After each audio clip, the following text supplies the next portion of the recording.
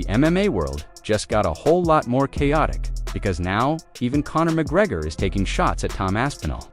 Yeah, let that sink in. In 2023, you said that you were over the Conor McGregor hype train, and he took to Twitter and said, "Starve you and kill you, you effing disrespectful prick.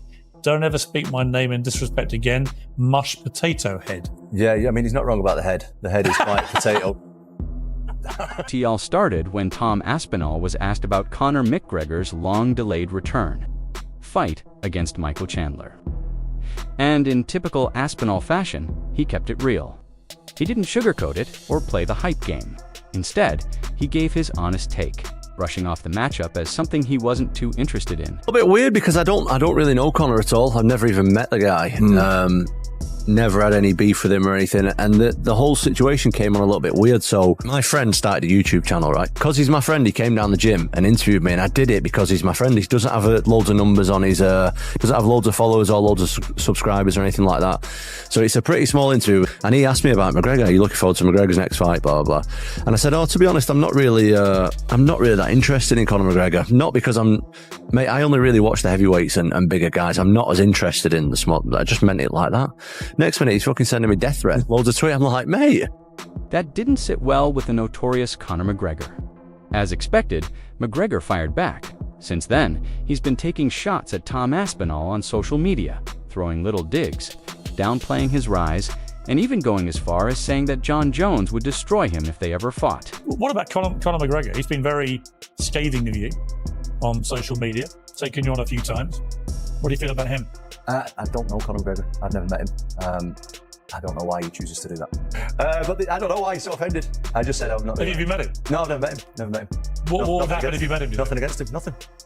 Unless. I mean, you're massively bigger than him. I'm not bothered. I'm not interested in Really? Yeah, not bothered. And here's the wild part. This isn't just any back and forth.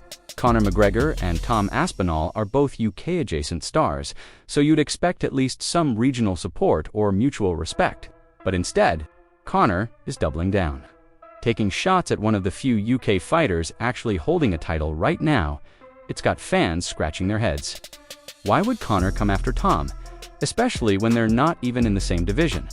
Some think it's just Conor being Conor, throwing stones to stay relevant. Others believe he genuinely took offense to Tom's dismissive tone and now wants to remind everyone he's still the biggest name in the sport. But here's where it gets really interesting. Tom fired back. He didn't lose his cool or stoop to the trash talk level, but he made one thing crystal clear. He's not here to play games. Aspinall responded in interviews and subtly online, making it known that he's not going to let someone outside the heavyweight division dictate his narrative. In his words, "I respect what Conor has done, but this isn't his lane." And once again, Joe Rogan had thoughts. On his podcast, Rogan called the situation bizarre and pointed out that Conor already has more than enough to focus on with the Michael Chandler fight. I wonder if he looks at Michael Chandler. But how much time does he need before he gets back and competes once he gets back in the pool? I think 6 months is what they say. 6 months? Yeah. Do you think his leg's still fucked up? I don't know. It's hard to say. I mean, I don't know why he was out of the pool. I don't know if they took him out because he's on a fucking yacht everywhere and he's just untestable. Like, Conor has to see a guy that's going to get him excited, that he sees is very winnable. And Chandler's dangerous, but he's shorter and he throws fucking hooks. Conor's a bigger and he's a sniper. He throws them down the middle. He can fucking take it for and bounce sure. back. Dangerous motherfucker. That guy has a warrior spirit. You can guarantee Michael Chandler's fighting, some fucking chaos is going to happen. Yeah, Conor comes back. It's going to be at 170. He's got to be. He's fucking massive. But he's also still shooting a movie, isn't he? You cannot shoot a movie and fucking train for a fight. You just can't do it. You can't do anything and train for a fight. No, you can't. Because here's the thing. Conor McGregor might be the loudest voice downplaying Tom Aspinall, but he's far from the only one. There's a long list of fans, fighters, and analysts who genuinely believe Aspinall doesn't stand a chance against Jon Jones. They say Tom is good, but Jon Jones is on another level. He's the fastest, quickest, most powerful heavyweight on the planet. He's the favourite against Jon Jones, and no man alive can beat Tom Aspinall, in my humble opinion. And that's with the greatest of respect to Jon Jones. Toe came out of his skin when he fought me. He wrapped it himself to go to the press conference. He didn't want to miss his press conference. So he wraps it himself because the doctors refused. That's inappropriate treatment. We're not going to do that. We're taking you to the hospital. This is a tough guy. And when it comes to grit, and you gotta have it, we know for sure that Jon does. Now, that doesn't mean that Tom does not. But we don't know that. And we don't know that those punches are as hard and as fast with equal accuracy. I bet if he's weighing 215, he would fight Tom Aspinall better than him weighing 245 pounds. In his 205 frame, he could fight Tom Aspinall better than he'd fight him at that 250 because that's not his weight class. While he didn't last long with Cyril, he didn't look as fast. He carried more weight. Cyril just did some weird stuff. And Jon, you don't make mistakes against him. I'm interested to see how Aspinall is past the first round, right? He looks so fast.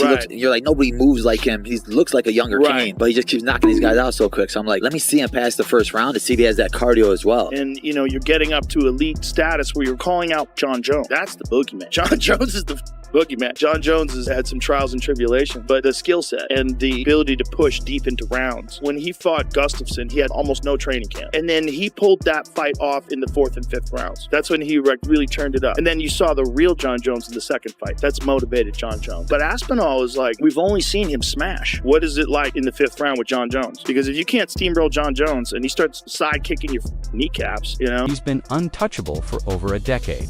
The resume, the fight IQ, and the ability to adapt mid-fight. It's legendary, whether he's facing wrestlers, strikers, or complete wildcards. Jon Jones has always found a way to win, and for some people, Tom Aspinall's win over Sergey Pavlovich just isn't enough.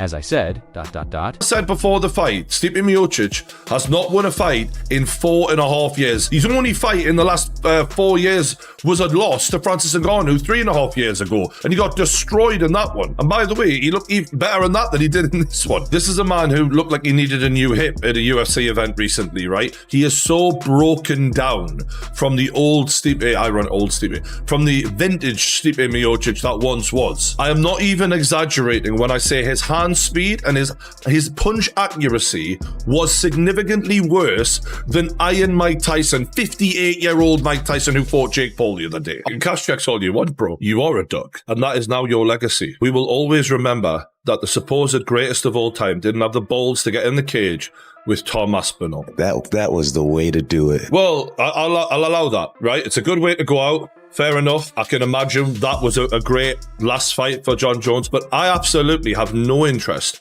in watching any. Was that even a great performance? We don't need to see Jon Jones anymore. If you're not going to defend your world title, then get the fuck off the stage. But on the flip side, there's a growing wave of believers. They've seen the speed, the grappling, the composure, the way Tom Aspinall makes elite heavyweights look like sparring partners. They're not just calling him talented anymore, they're calling him the future. And more importantly, they believe this version of Jon Jones, recovering from injury, inactive, and potentially on his final run, might not be ready for a fighter like Aspinall. So now we've got two camps, one calling for caution, the other calling for war. And Tom is right in the middle of it all, getting criticized by fellow fighters like Conor McGregor, doubted by part of the fan base, but still pushing forward, still focused, and still dangerous. Because whether he gets Jon Jones next or not, the fire has already been lit, and Aspinall knows that if he wants to silence everyone, including Conor McGregor, there's only one way to do it. Beat the man they say no one can beat.